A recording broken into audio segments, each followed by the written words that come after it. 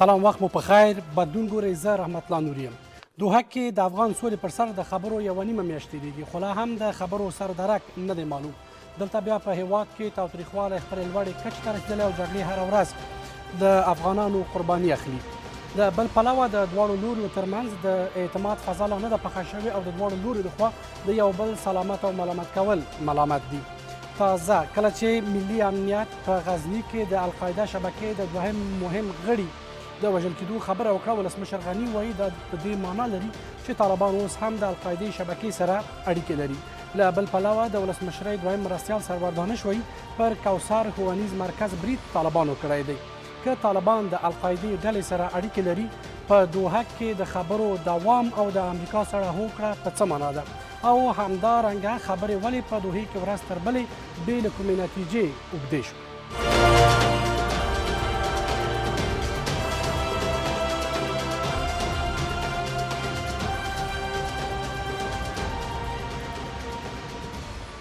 په دغه موضوع به درې قدرمن مېلمانه را سره بحث وکړي. دلته را سره اوس په استډیو کې د پوهنتون استاد او د افغانستان د سولې او ژغورنې شورا د رهبرۍ غړی ښاغلی فضلالهادي وزین را په استډیو کې تشریف لري او د امریکا څخه د سیاسي چارو شنونکی ښاغلی حبیب هوتکي صاحب د سکایپ له لارې مل شوی دی او همدارنګه مو د حکومت د رسنیو اطلاعاتو مرکز پخواني مشر ښاغلي صفت صفي ته هم بلنه ورکړې چې شېبه وروسته به تشریف راوړي. وزین صاحب ستړی مه شئ، پخیر راغلی. هوتک صاحب تاسې هم ستړي مه شئ. هوتکي صاحب پخیر راغلی. سلامونه تاسو ته او ګران مشر وزیر صاحب. علیکم سلام.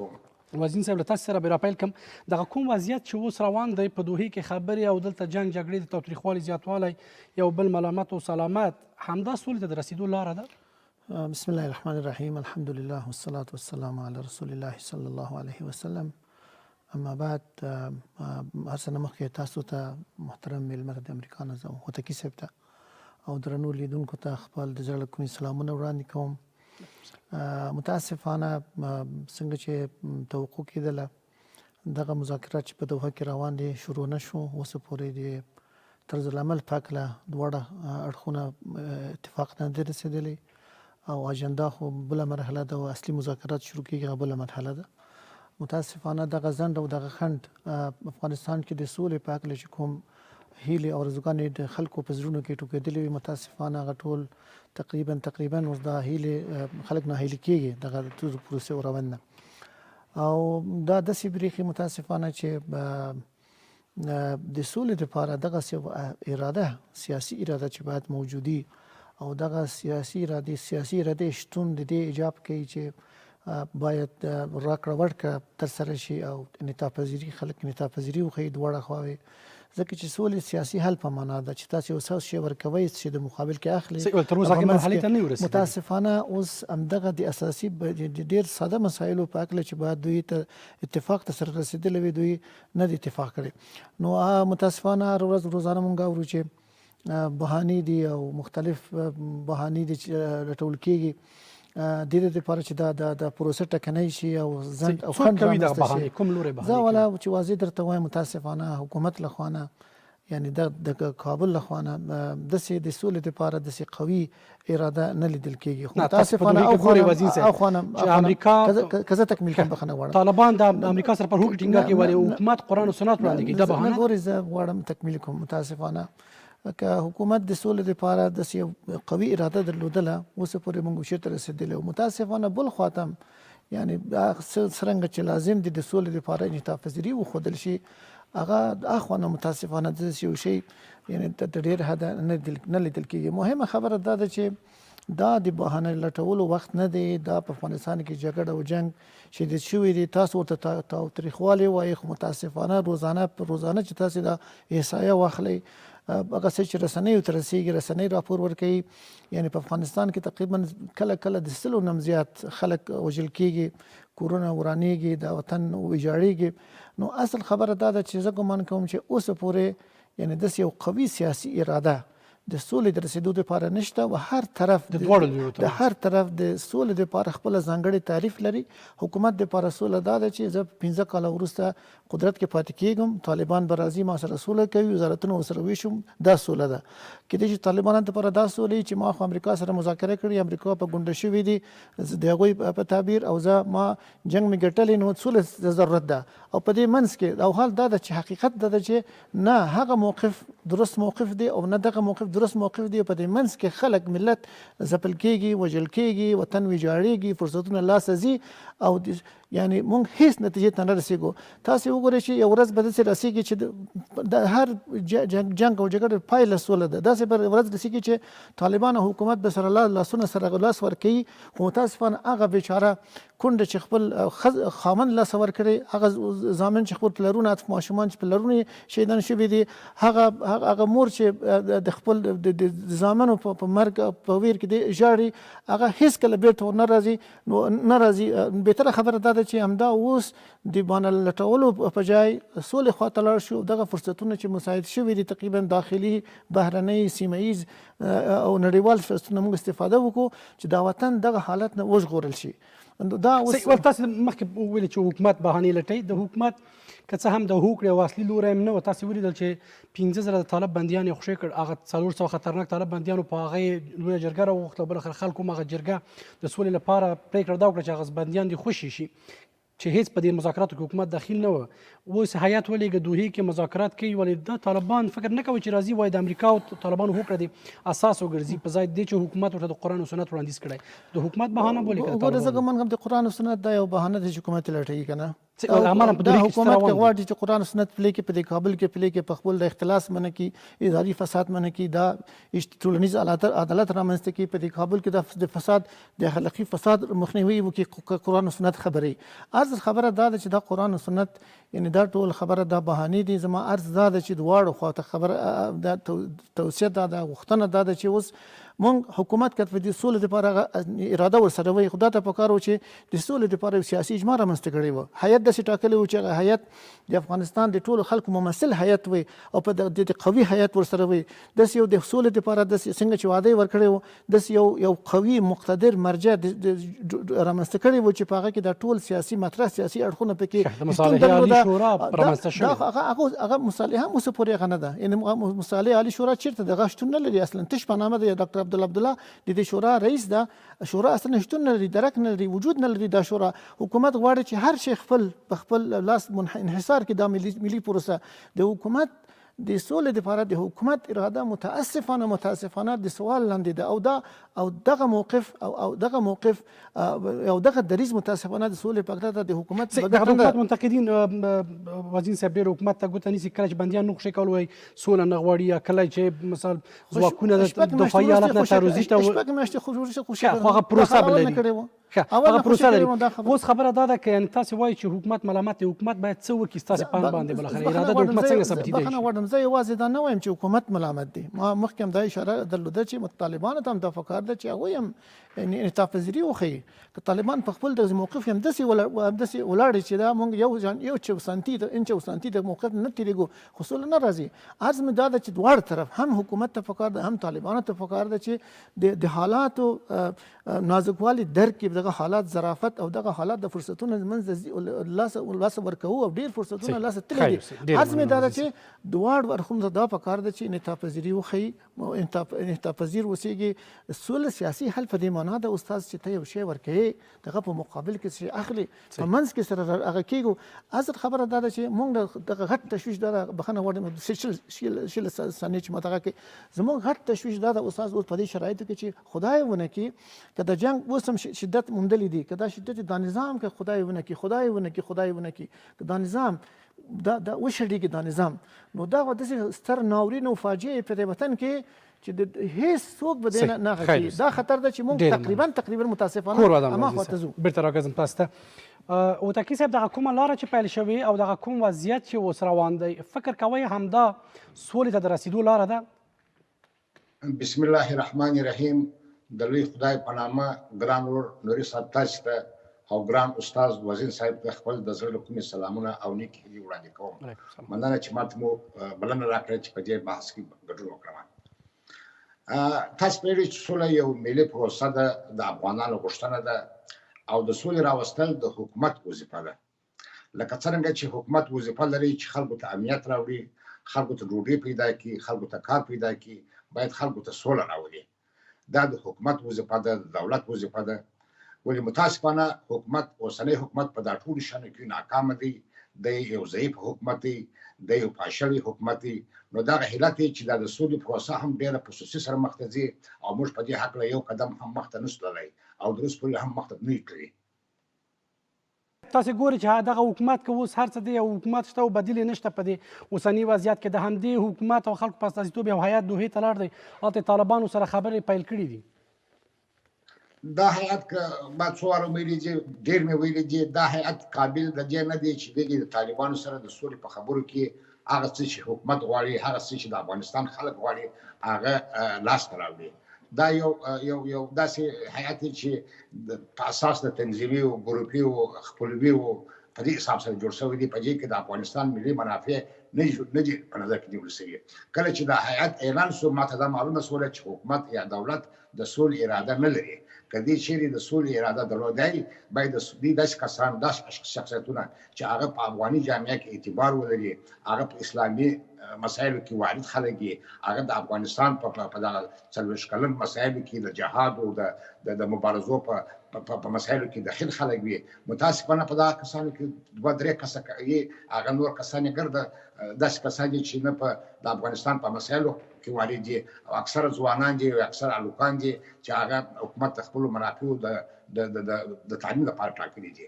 نو په سر کې خبره خرابه وه، په سر کې خبره خرابه ده، اعتماد نه و، اعتبار نه و، د اوس پورې باور نه دی رامنځته شوی. تاسو وګورئ 40 ورځې وشولې، موږ تنها د سولې د میکانیزم په هکله نه یو سره جوړ شوي چې آیا موږ سره کوم د سولې خبرې شروع کړو. صحیح، همدې کې څوک ملامت بولئ وتکي صاحب، طالبان که افغان حکومت؟ ولا زه چې یعنې چې واقعا باید ووایم تقریبا 80% او 80% حکومت ملامت دی. زه دغه د حکومت د چارواکو د حکومت د مشرانو خبرې چې اورم، دوی بې اسناده خبرې کوي. نه وتکي صاحب، هغه څه چې په دوحې کې روان دي، څه چې طالبان وایي چې د امریکا او د طالبانو هوکړه د اصل وګرځي د مذاکراتو لپاره، هغه څه چې افغان حکومت هیڅ پکې دخیل نه و دغه مذاکراتو په لړ کې، او افغان حکومت د جرګې فیصلې او هغه څه چې حکومت وایي قرآن او سنت ورته وړاندې کړي طالبان یې نه مني، په دې کې حکومت ملامت دی؟ دا بالکل په دې خاطر چې دا د سولې خبرې چې د امریکا او د طالبانو ترمنځ کولې، ولې طالبان ولې حکومت ځان نه خبراوه؟ ولې داسې یو ضعیف حکومت یې هلته خبرې روانې دي. زلمی خلیلزاد راځي د طالبانو سره خبرې کوي، په دوحه کې کښېني، یو داسې تړون امضا کېږي چې هغه په نړیواله سویه سره په ملګرو ملتونو کې ثبتېږي، په کانګرس کې ثبتېږي د امریکا، د هغه همسایه هېوادونه ټول راځي او د افغانستان حکومت نشته. دا خو د افغانستان د حکومت ذوق دی. دوی باید هغه وخت وتکي صاحب، تاسې به اورېدلي چې طالبانو په کراتو ویلې زموږ مذاکرات 2 پړاوه لري، بهرني بود کې له امریکا سره کینو او په دنني بود کې به د حکومت سره یا نورو سیاسي احزابو سره کینو. خبره طالبانو نه غوښتل چې هغه وخت حکومت په مذاکراتو کې دخیل اوسي. اوس چې کله یې هوکړه کړې ده، به همغه هوکړه غواړي دلته په افغان حکومت یا په مذاکراتو کې ومني. تاسو پوهېږئ چې د ډیپلوماسۍ له نظره د بین الدول له نظره افغانستان یو حکومت دی.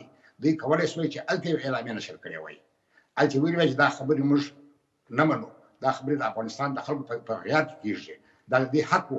ولې دوی څومره دوی د امریکا د تاثیر لاندې دي، د هغه وخت هم دوی څه نشوی ویلی. دا د بندیانو مسایل وه، دا خو د حکومت په اراده نه دی شوي، دا د سولې خبرې د حکومت په اراده نه دي شروع شوي، دا ټول شان د امریکا د فشار په واسطه سره. ولې امریکا غوښتي و چې دغه بندیان په 10 ورځو کې خوشي شي؟ تاسې ولیدل چې دغه هغه څه چې امریکا هوکړه کړې وه، که د حکومت اراده نه وای نو دغه بندیان به امریکا په 10 ورځو کې خوشي کړي وو په حکومت باندې. خو دا امریکا هم داسې معاهده امضا کړه، په 10 ورځو کې امکان نه لري، په 10 ورځو کې 15 کس بندیان نه ایله کېږي. دا د 15,000 کس بندیان پروسه خو یو غټه پروسه ده، یعنې ډېر وخت غوښتي. د وخت په خاطر دا وشوله. زه یو څه ووایم چې هغه څه چې امریکا وغواړي په افغانستان کې په دغه نظام کې او په دغه شرایطو کې هغه شی عملي کېږي. دا په دې معنا نه لري چې د امریکا طرفداري کوم یا امریکا یو قوت بولم.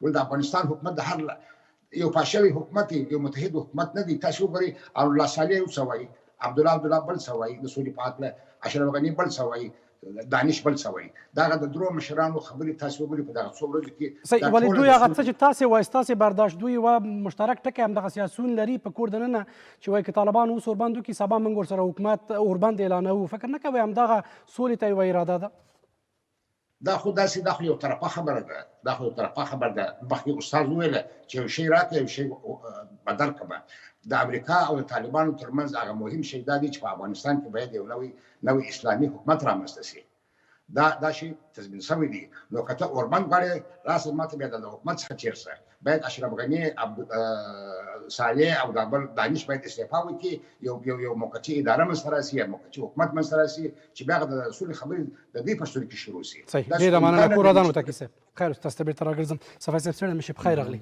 صفای صاحب دغه څه چې اوس روان دي هلته په دوحې کې خبرې او میاشتنۍ شوې هېڅ سره دره کې معلوم نه دی تر اوسه په طرز العمل باندې نه دي سره سلا شوي جنګ جګړې باید راکمې شوي وي بیا اوج ته ورسېدلې سلامات او معلومات د دواړو لورو لخوا روان دی همدغه لاره موږ سولې ته رسولی شي ښه زه فکر کوم په نهایت کې باید موږ سولې ته ورسېږو ځکه پرته د سولې نه بل انتخاب نشته په افغانستان کې تېره 20 کلنه جګړه دا وښودله چې افغانستان بحران متاسفانه 40 کلن او بیا دغه بله فصل چې په 2001 کې پیل شوی دا نظامی حل لاره نه لري په دې باندې ټول لوبغاړي ولو که هغه دلته په دې بحران کې ښکیل دي او که ښکیل نه دي که موږ افغانان هم په داخل کې په دې نتیجې ته نن رسېدلي وو چې جګړه مطلوب موضوع نه ده پر دې معنی چې زموږ انتخاب جګړه نه ده د سیمې انتخاب هم چې نن شاید د دې نه وروسته نه وي ځکه جګړې زیانونه نور آهسته آهسته د افغانستان د سرحداتو نه بیرون د انتقال په احتمال لري په همدا ډول نړیوال معادلاتو تغییر کړی دی بناء سوله یو انتخاب دی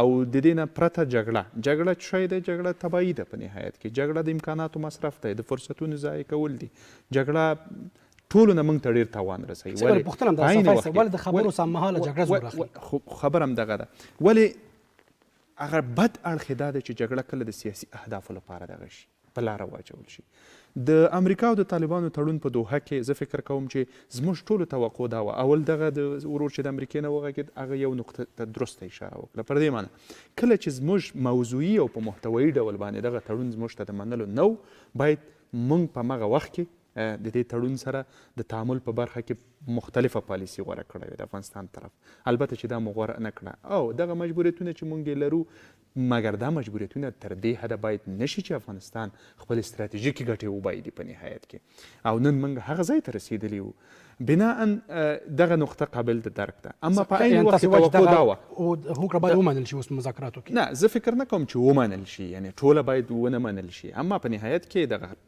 دغه هوکړه ده چې بین الافغاني مذاکراتو ته یې لاره پرانیسته کله چې ته د دغې هوکړې دغه برخه منې چې بین الافغاني مذاکرات پیل شي خو دلته نورې برخې هم دي کله چې د بندیانو برخه منې په دې معنی چې افغانستان د دې طرفدار نه دی چې دغه هوکړه نه مني بلکې د دې هوکړې موارد یې تطبیق کړي دي چې هغه د بندیانو موضوع ده هغه افغاني مذاکراتو ته تګ دی اما دغه هوکړه ټوله هم د منلو نه ده ځکه چې په دغه هوکړه کې شاید داسې موارد وي چې هغه تر اوسه پورې مبهم دي هغه تر اوسه پورې واضح نه دي د هغې نتایج تر اوسه پورې ټولو اړخونو سره نه دي شریک شوي ښه دې باندې خو فکر کوم د افغانستان حکومت به پوهېږي ځکه چې او هغه ټیم چې هلته ناست دی دنده یې دا ده او په لوړه کچه دغه پالیسي چې په دې برخه کې مطرح ده چې دغه اوس د اختلاف نقطه ده دا هم اړینه ده چې د افغانستان لوري باید هغه اسباب او دلایل چې دوی نه غواړي دغه هوکړه د مذاکراتو اساس وي په راتلونکي د بین الافغاني مذاکرات یو منطق خو دا ده چې هغه په نهایت کې د طالب او د امریکا ترمنځ هوکړه ده دلته یو بلې هوکړې ته ضرورت دی یو بل فصل د مذاکراتو ته ضرورت دی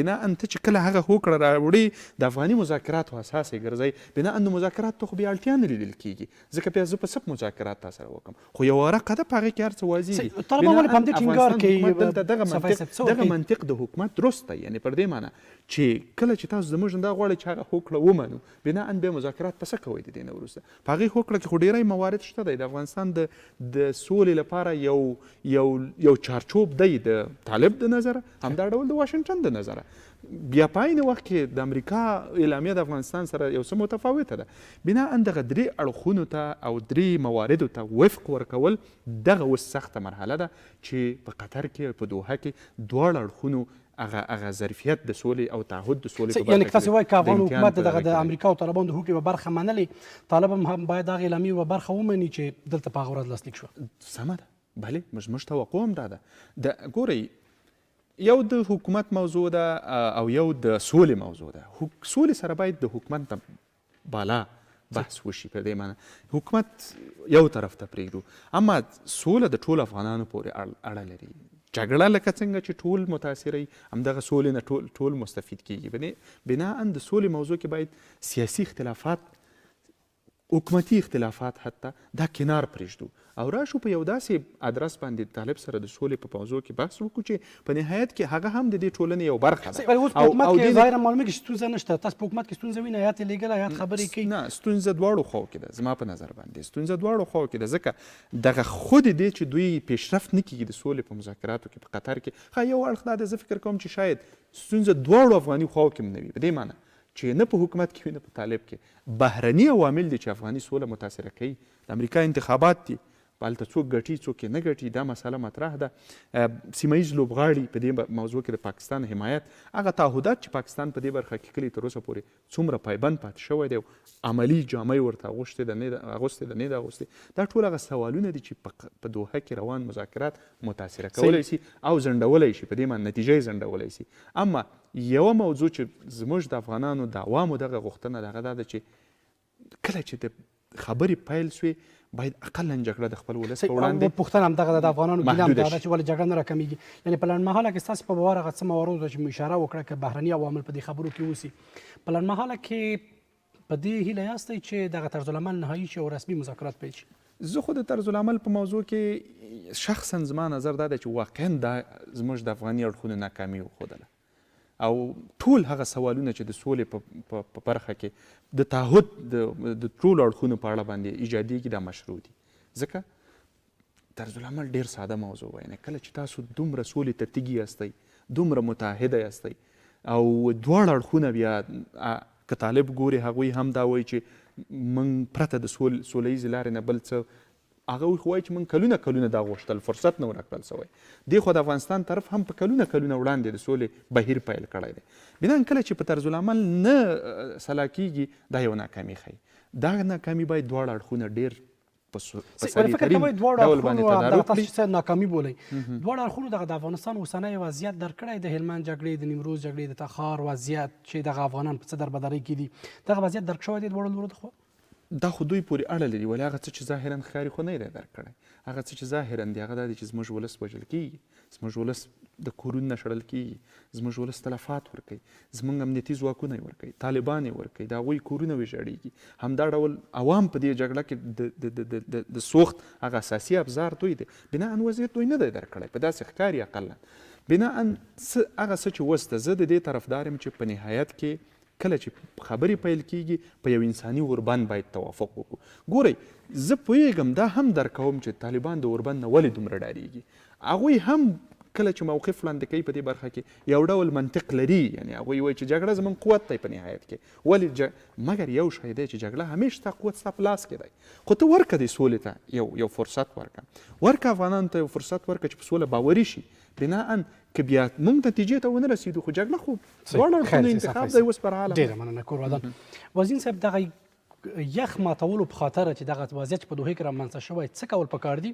خلیلزاد ویلي چې امریکا استثنایي تمرکز کړی په دغې موضوع باندې او فشار به راوړي په دواړو لوریو باندې چې تاوتریخوالی راکم شي. څه موده مخکې خلیلزاد ویلي چې دوی د طالبانو سره په دې یو تازه توافق رسېدلي چې تاوتریخوالی راکم شي ولې هېڅ سر درک معلوم نشه. اوس څه کول پکار دي؟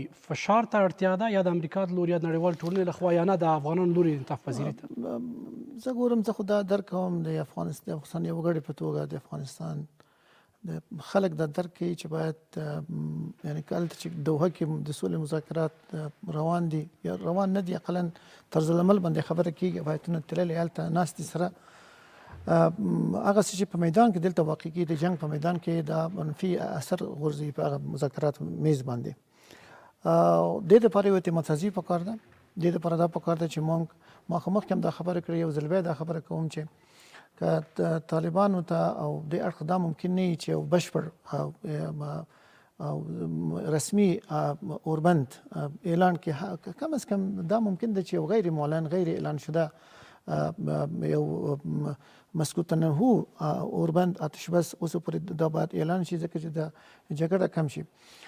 ځکه چې د جګړې استمرار او دوام دا یقینا چې د منفي تاثیر غورځوي پر مذاکراتو باندې. دا واټن سره نور مسافه زیاتوي، واټن سره خپله طالبان په همدې ټکي باندې پوهېږي. نه ګوره طالبان پوهېږي، خو خاص خبره دا ده چې اوس طالب سره د حکومت بانجویي کوي. مثلا دا وایي چې زه قرآن و سنت، دا خبره څوک مني چې ډاکټر صاحب اشرف غني د قرآن و سنت باندې باور لري چې هغه دا خبره دا ما تفقایي ټوکه ښکاري. تاسې باور وکړئ زه تاسو غوندې وطن وګړی یم، د حکومت کړه وړه او اعمال چې زه ګورم دا په ډېر موارد کې قرآن و سنت سره نیک په مقابل جهت روان دی، او دا غواړي چې اوس زه قرآن و سنت تطبیقوم، او طالب نه دا غواړي چې ته قرآن و سنت ومنه. دا یو ټوکې غوندې خبره ده.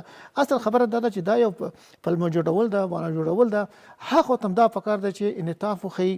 که طالبان د دې وطن خلک دي، د وطن بچي دي، د خلک وګړي دي، هغوی ته هم دا پکار ده چې که حکومت په دې سوله کې دومره یعنی غټ پوخ سیاسي اراده نه لري، تعریف د سول نه بېل تعریف ده، هغوی ته دا پکار دي چې د ملت هغوی د انعطاف پذیري وښیي. دا وښیي چې هغوی غواړي چې دا جګړه کم شي تر څو چې موږ سولې ته ورسېږو.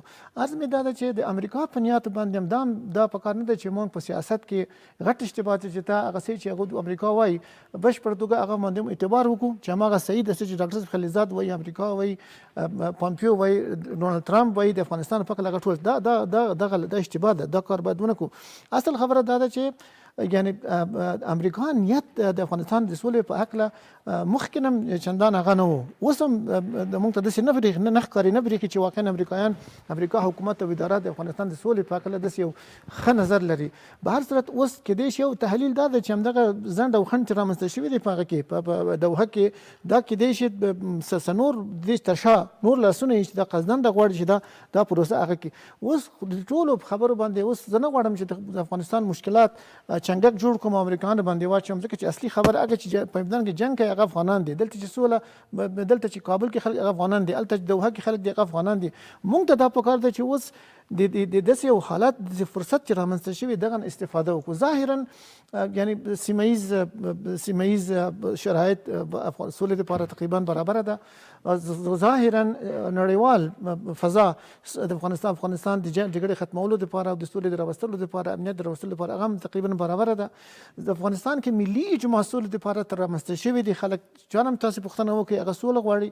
متاسفانه حکومت د سیاسي اجماع د رامنځته کولو لپاره او د سولې لپاره د یو بشپړ مقتدر شورا د رامنځته کولو لپاره چې هغه د سولې مدیریت وکړي، د پروسې لپاره هغه اجنډا ورکړي، کرښې وټاکي. متاسفانه حکومت یا نه غواړي دا شی یا متاسفانه په دې کې پته راغلی. څه رقم شورا باید رامنځته شي؟ یعنی شورا به دې چې په هغه کې هغه ټول جهتونه، احزاب، شخصیتونه چې د افغانستان په سولې او جنګ کې مطرح خلک دي، هغوی دې باید په دې شورا کې ونډه وبرخه.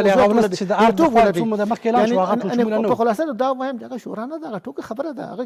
هغه فرمان چې اعلان شو ډاکټر عبدالله هغه فرمان هغه کړه رد کړه، په مطبوعاتي اعلامیه موجود ده. نو عرض دا ده چې متاسفانه اوس پورې د سولې لپاره داسې یو مقتدر مرجع چې هغه د سولې مدیریت وکړي، دغه دپاره خطونه وټاکي، اجنډا وټاکي، هلته فیصلې وکړي. متاسفانه هغه مرجع نشته، او صرف یوازې ارک او د ارک هیئت هلته ده. هیئت دپاره تاسې د وتکي صاحب خبره واورئ، زه نه غواړم تکرار کړم، ما خبره د مخکې ډېرې د خبره کړې. هغه هیئت د ټولو ته احترام لرم، ټول محترم خلک زموږ د سترګو تور دي خلک، لیکن متاسفانه دا سوله کول دا خو د هر چا کار نه دی. متاسفانه په دې وطن کې ډېر داسې خلک شته چې هغه د داسې یو بامانه مذاکراتو ته تک جوګه دي چې هغوی هلته کښېني سولې دپاره. متاسفانه دا یو وزین او دروند داسې هیئت نه ده. متاسفانه طالبان همدا منلی مذاکرات یې اوسه پیل کړي. طالبان خو څوک هم د حکومت د خوا نه ولېږي که نه، طالبان یې مني هغه خو سره نه وایي چې نشي کولی.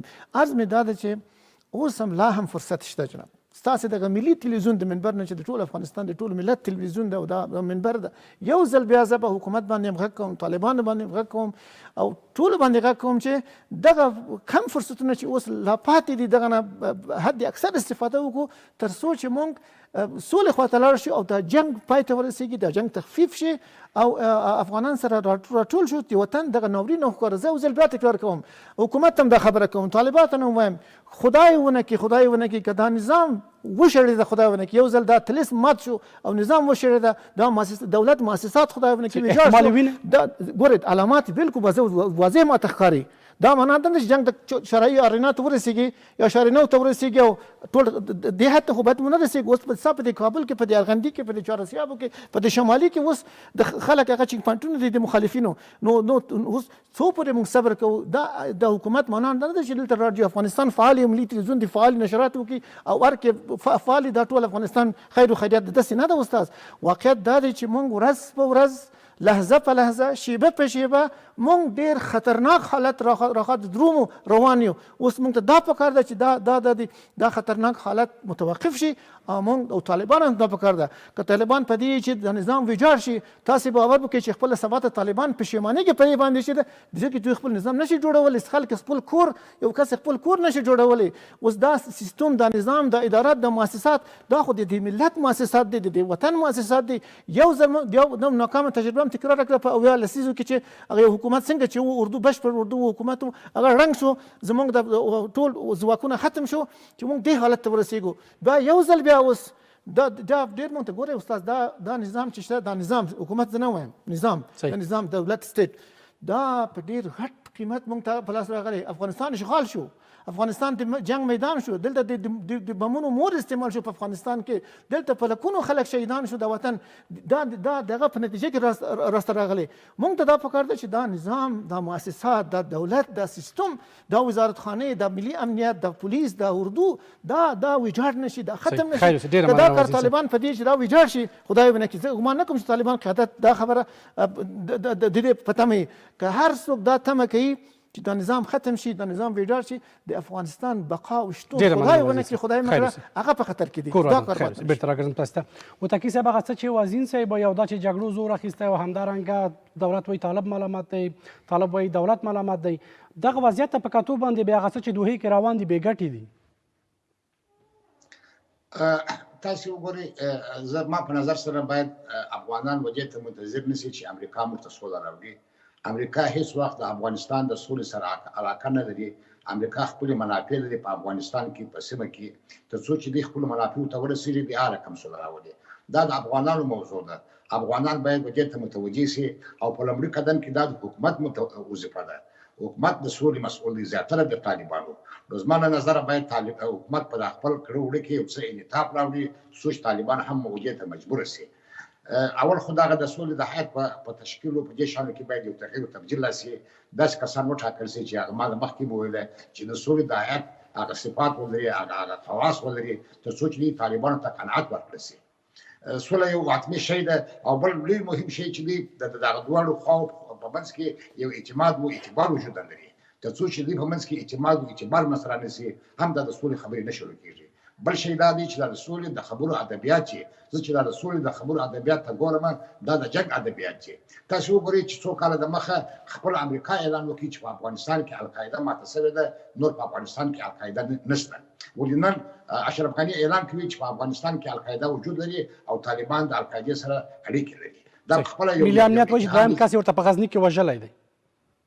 وژلي دي، دا معنا نه لري کوم سره دی نه لري، دی نه عکس ښکاره کوي، نه چا د مخ ولیدي، نه د چا ول عکسونه ګوري، عکسونه نشر کړي، ملي امنیت خبرپاڼه خپره کړې ده. وتکي صاحب، دا نو هر کم کېدای شي، دا هر کم کېدای شي، دا خپل یو د سولې لپاره تاسو خپل پیژنئ. بل تاسو وګورئ طالبان اعلان نشروي چې دا د دانش کوثر دانش په حادثه کې موږ لاس نه لرو، داعش مسلط اخلي، مګر دانش راولاړي په زور دا اعلان کوي چې نه دا داعش نه دی، دا طالبان دي.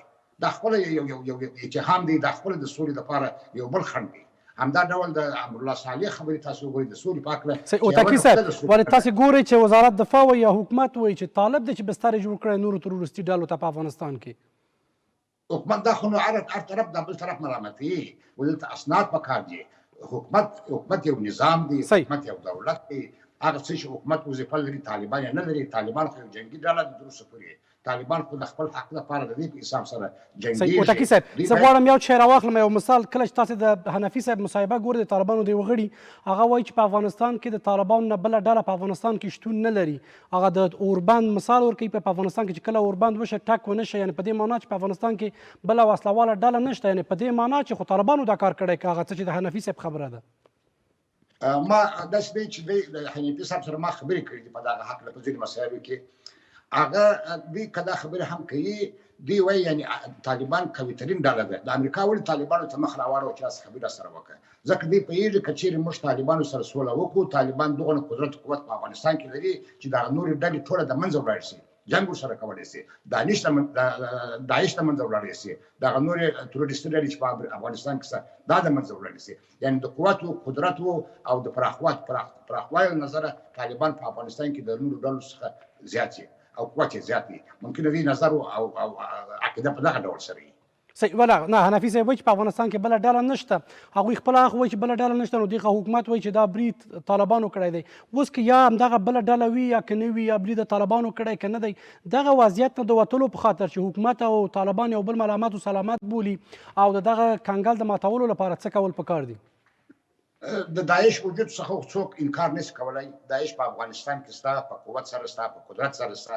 دغه چې پرون د شوروي د روسیې رئیس جمهور پوتین په افغانستان کې د امریکا شتون لازم وبلي، دا ولې وبلي؟ دا د داعش څخه خاطر وبلي.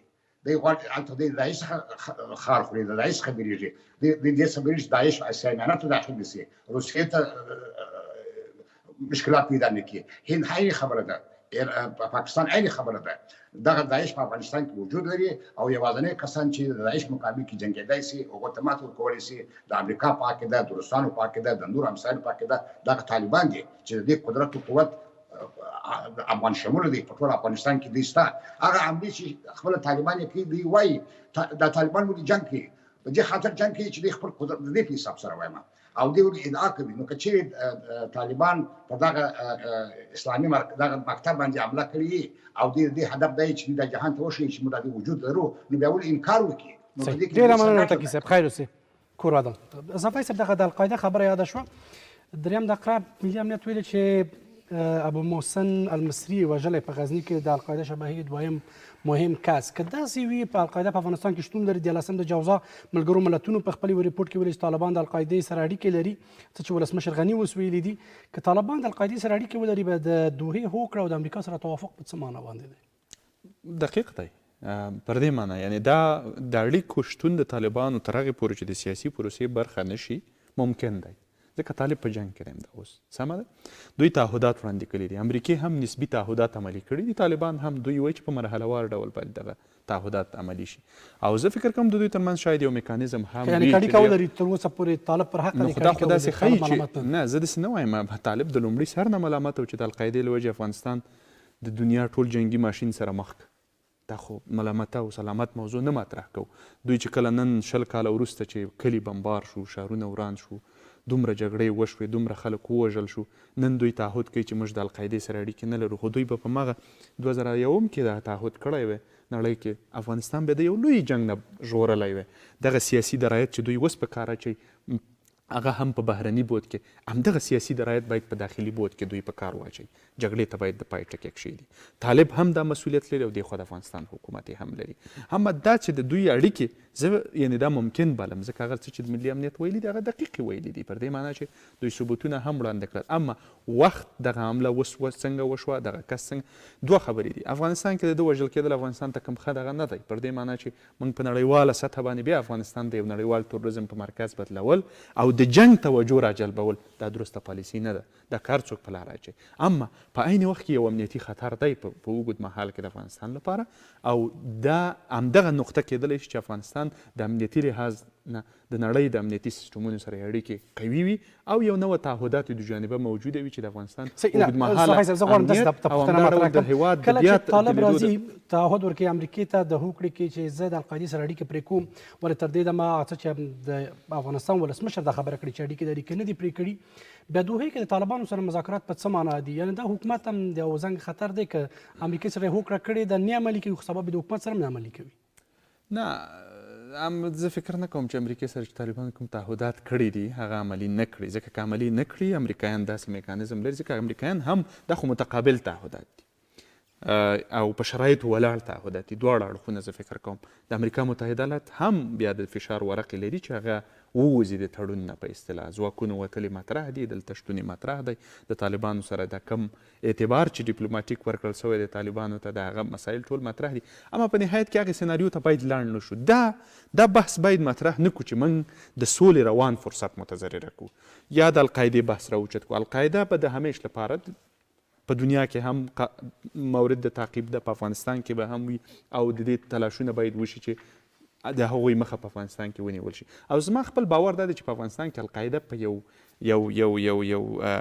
داسې تهدید چې دومره اوږده جګړه د هغې په وړاندې وشي نشته ستریت شته دی امنیتي تهدید به وي تاسې ښه ټکي ته اشاره وکړئ په 2001 کال کې د یوه کس په سر د القاعدې د افغانستان د نړۍ سترګې ورته شوې او جنګ جګړه پیل شوه اوس که شتون ولري که څه تعداد کم وي یا نه وي که خطر ولري که نه وي بیا به سبا ورځ نړۍ راځي دلته به انتقاد کوي یا به حمله کوي یا به نظامي برید کوي خو که نړۍ که نه زه فکر نه کوم نړۍ نور ګردې دغه شوي دي ستړي شوي دي د جنګ نه زه فکر کوم امریکایان به دومره وسیع جګړه بیا د شلو کالو لپاره ونه کړي په افغانستان کې او نه بل هیواد یې کوي اما زه بیا هم وایم چې د افغانستان امنیتي ظرفیتونه باید دومره لوړ شي دا د افغانستان او زه فکر کوم په همدې برخه کې پیشرفت شوی دی کله چې ستاسو ملي امنیت دا توان لري چې دومره یو پیچیده عملیات په لاره باندې واچوي چې حتی موست وانټډ پرسن په اصطلاح د امریکا متحده ایالات یا د نړیوال امنیت یا دویم کس هر توصیف چې تاسو ورته کړئ دغه ستاسو ملي امنیت دا ظرفیت استخباراتي او عملیاتي ظرفیت پیدا کوي چې هغه له منځه وړي او ثبوت وړاندې کوي بناء د افغانستان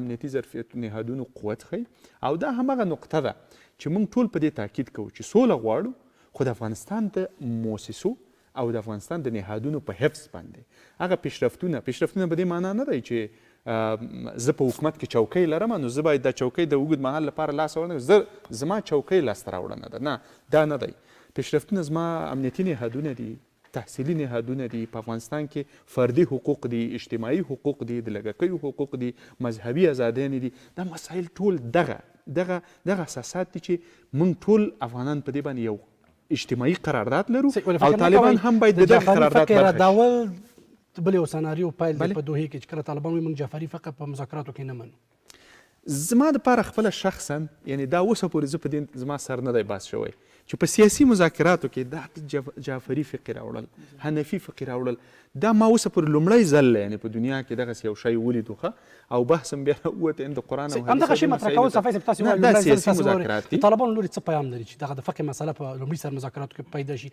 خلکو ته هم دا پوښتنه ده نه دا سم پیام نه دی دا سم پیام په دې برخه کې باید طالبان وضاحت ورکړي زه ګورئ د جګړه سیاسي ده که مذهبي ده که د افغانستان اړخ دا کوشش کوي چې مذهبي برخه ورته ورکړي او که طالب دواړه په اشتباه تللي دي او نتیجې ته هم نه رسېږي دا جګړه بیا دوام کوي جګړه په افغانستان کې د سیاسي ده همدا اوس د قدرت د تصاحب لپاره بالخصوص کله چې د امریکایانو سره د طالبانو تړون شوی او دوی منلي ده چې د افغانستان نه وځي نور په افغانستان کې جګړه د قدرت د تصاحب لپاره د سیاسي ځواکمنېدا لپاره ده هر میز باید خپل سیاسي قوت د جګړې د لارې وښیي د افغانستان د خلکو د وینې د تویېدو د لارې وښیي او دا کار درست نه دی او دلته یو خبره ده چې مشروعیت چا سره دی طبیعي خبره ده چې مشروعیت د افغانستان د حکومت سره دی همدغه لنډې راته وایي صفای صاحب د وضعیت دوام څه کېږي بالاخره همدغه وضعیت دوام به څه کېږي پایله به یې څه وي زه خپله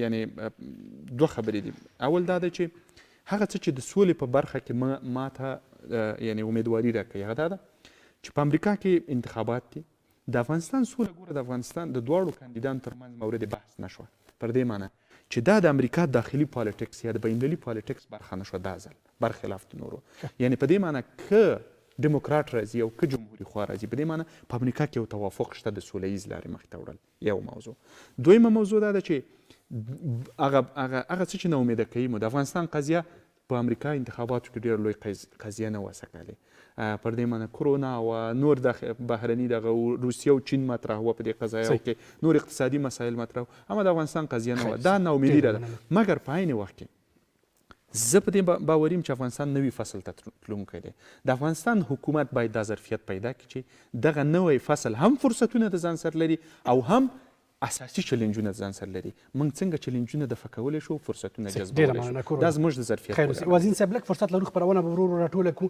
که دغه د القاعده اړیکې د طالبانو سره وي او هغه څه چې ملي امنیت ویلي دي اوس خبره په القاعدې باندې راغله څومره کیدای شي دغه د افغانستان بیا د یو خطر سره مخ دا هغه د قرآن او سنت خبره ده، ښه ده بهانه همغه قرآن او سنت خبره چې حکومت یې کوي د القاعده ده. ګوره القاعده په افغانستان کې زه تاسو ته د کرزي صاحب خبره وکړم. کرزي صاحب په پخواني رئیس صاحب یو جلسه کې موږ دا خبره کوله، خپله قصې امریکایانو سره قصه کوله چې امریکایان کله چې په افغانستان کې اړې غوښتلې او ځانګړي امتیازاتو سره، ما درته وویل چې تاسې ولې افغانستان کې اړې غواړئ؟ د کرزي صاحب کېدای شي دا خبره واوري دغه ځای نه. هغوی وویل چې امریکایان ماته د امریکایانو قومندان هغه مشر افغانستان کې هغه دا خبره وکړه چې موږ القاعدې دپاره القاعده شتون د دې لپاره موږ افغانستان کې اوسېږو او د تلاشي کوو، کورونه دغه کوو، ټول امتیازات غواړو. ما ورته وویل چې افغانستان په امریکا القاعده به څومره کسان وي؟ وایي مې بیا حوالي 100% سل کسان به یې افغانستان کې. ښه یو کال تېر شو ملته د سل کسانو دپاره تاسې موږ نه داسې ګټه نه اډې غواړئ په افغانستان کې ټول امتیازات غواړئ د سلو کسانو دپاره. یو کال وروسته چې بیا دا خبر رامنځته شو، پوره یو کال وروسته بیا مې پوښتنه وکړه چې اوس القاعده په افغانستان کې څومره دي؟ بیا وایي دوی کې مې 50% 50 شاوخوا په دې باندې. نو عرض خبره ده چې القاعده په افغانستان کې دا یعنی دا شتون په دې غټ د تهدید نه دی افغانستان کې، دا یو تهدید. مخکې هم القاعده یو پرده و، یو رویکش و، یو وسیله و، ابزار و د افغانستان حمله باندې. افغانستان څنګه چې اټومي سلاح د کشتار جمعي اسلحه په عراق کې امریکا د پر پلمه چې عراق اشغال کې همدغه لپاره القاعده لپاره دوی اشغال لپاره پلمه غوښتل چې دغه هغه وخت هم زما په اند په دومره خطر نه و چې ټول دنیا تاسو نه افغانستان بغنه غواړم.